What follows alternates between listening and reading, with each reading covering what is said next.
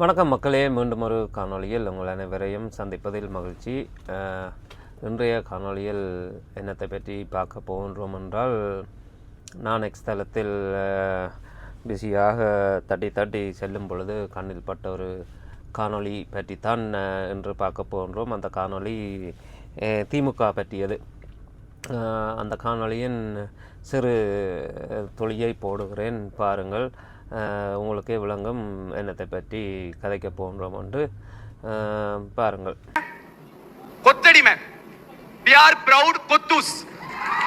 ஆம், அடிமையாக இருப்பதை பெருமையாக பேசும் இந்த தலைமுறை திமுக உறுப்பினர்கள் பற்றி தான் இங்கு பார்க்க போகின்றோம். நீங்கள் இந்த காணொலியில் பார்த்துப்பீர்கள். அவர் சொல்கிறார், எங்களை கொத்தடிமைகள் என்று சொல்கின்றனர்.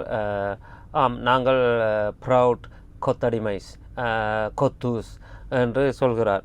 அதாவது தாங்கள் அடிமையாக இருப்பதை பெருமையாக நினைக்கின்றனர் என்று சொல்லி, திமுக குடும்பத்திற்கு அடிமையாக இருப்பது பெருமை. நீங்கள் எங்களை இழிவுபடுத்த வார்த்தையாக இதை சொன்னால் நாங்கள் அதை பெருமையாக எடுத்துக்கொள்கின்றோம் என்று அவர் அதை பெருமைப்பட அந்த மேடையில் சொல்ல, அங்கே குழுமியிருந்த மற்ற திமுகவினர் கைதட்டி ஆர்ப்பரிக்கின்றனர்.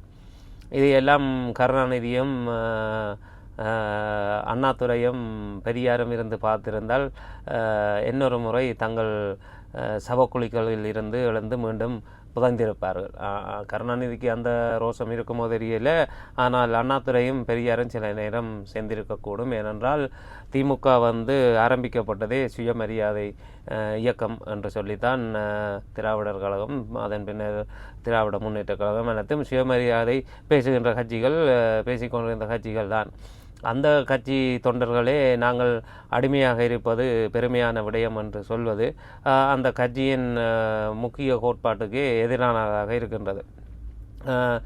இவர்கள் ஏன் இதை இப்படி சொல்கின்றனர் என்று நீங்கள் ஆராய்ந்து பார்த்தால் உங்களுக்கு ஒன்று விளங்கும். இந்த திமுக ஜென்செட் என்ற அமைப்பு இப்பொழுது உருவாக்கி அதில் மும்முரமாக அரசியல் ஈடுபடுத்த இருப்பதற்கு காரணமே இந்த விஜயின் அரசியல் வருகையும் அவர்களின் தேர்தல் வெற்றியும் தான். திமுக இப்பொழுது முழுமையாக நம்புகிறது தாங்கள் தேர்தலில் தோற்றதற்கு காரணம் இந்த இளைய தலைமுறை வாக்காளர்கள் தான் என்று. அவர்களை தாங்கள் முறையான விதத்தில் கையாளவில்லை.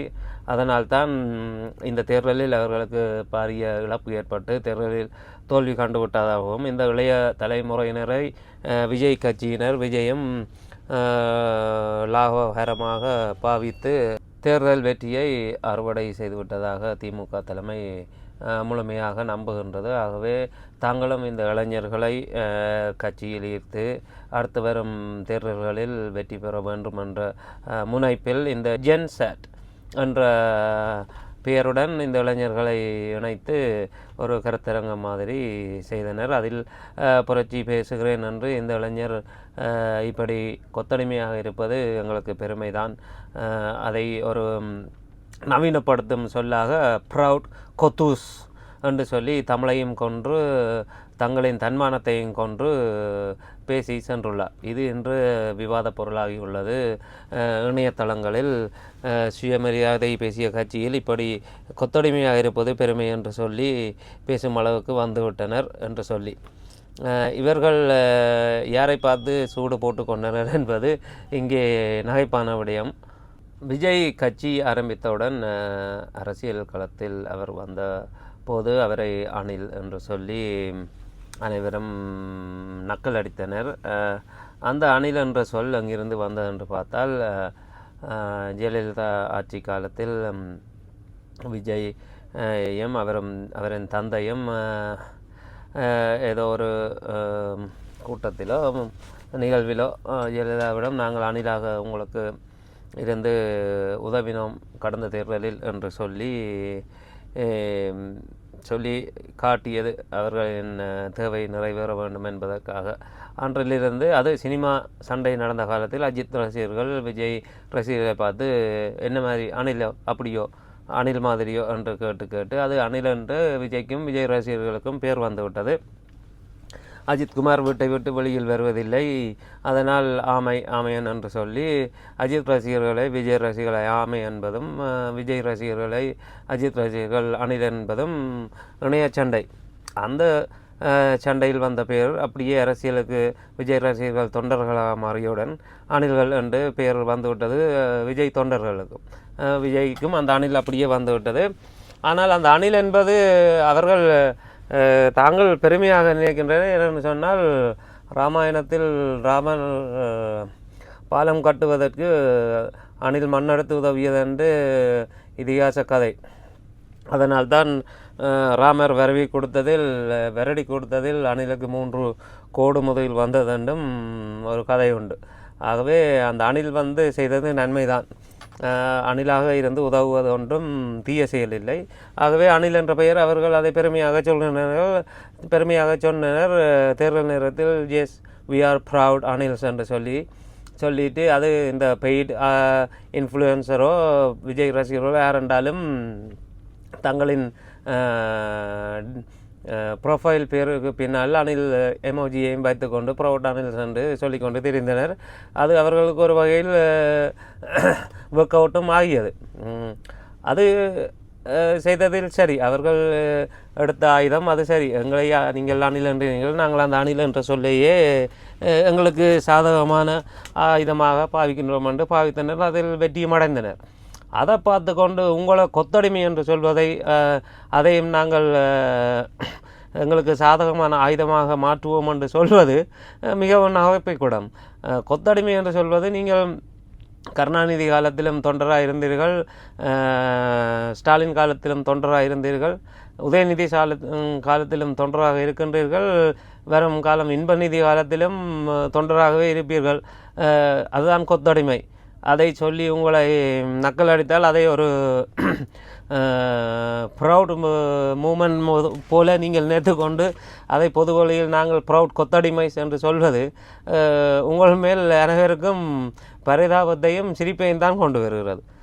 திமுக எவ்வளவு பலமாக இருந்த ஒரு கட்சி இப்படி வந்து விட்டது என்று சொல்லி அனைவரும் நகைக்கின்றனர். ஒரு பொது வழியில் நான் அடிமையாக இருப்பது பெருமை என்று சொல்வதை எப்படி ஏற்றுக்கொள்வது? அது ஒரு தமிழ் சமூகத்தில் இப்படியான வார்த்தைகள் எப்படி ஏற்றுக்கொள்ளப்படும்? அடிமையாக இருப்பதை பெருமையாக சொல்வது. இதை சொல்லி ஓட்டு கேட்டால் எந்த தமிழன் உங்களுக்கு வாக்கு தருவான்? இதை அங்கு இருந்தவர்களும் கண்டிக்கவில்லை, பின்னர் திமுக கட்சியினரும் கண்டிக்கவில்லை, திமுக தலைவர்களும் கண்டிக்கவில்லை அந்த நபரின் பேச்சை. அதை ரசித்து கைதான் தட்டிவிட்டு சென்றனர். கொத்தடிமையாக இருப்பதில் என்ன பெருமை? இந்த கொத்தடிமையாக இருந்து நீங்கள் என்ன அரசியல் செய்ய போகிறீர்கள்?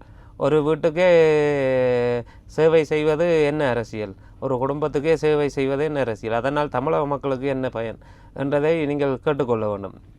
புதிய தலைமுறை ஜென்சி என்று சொல்லிக்கொண்டு அதே பழைய மனநிலையில் நீங்கள் அரசியல் பேசுவது எந்த விதமான மாற்றம்?